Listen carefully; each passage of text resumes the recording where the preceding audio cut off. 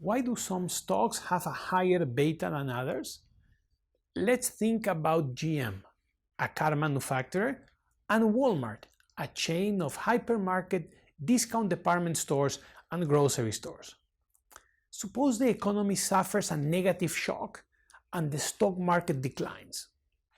What do you think will happen with sales of GM and sales of Walmart? Well, in bad economic times, people can delay the purchase of a new car and keep the old car for, say, 1 additional year.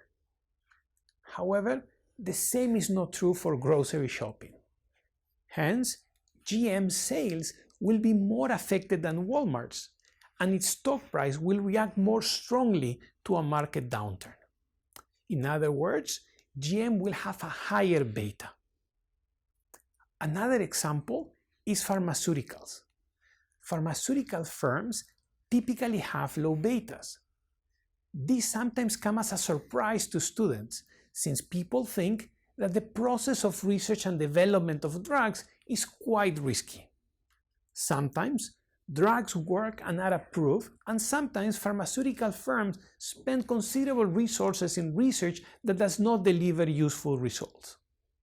In other words, the process of research and development generates volatile cash flows. How come the beta of pharmaceuticals is low? Well, because remember that beta only measures the strength of the movement with the market, and the success or failure of the R&D process is independent from market movements.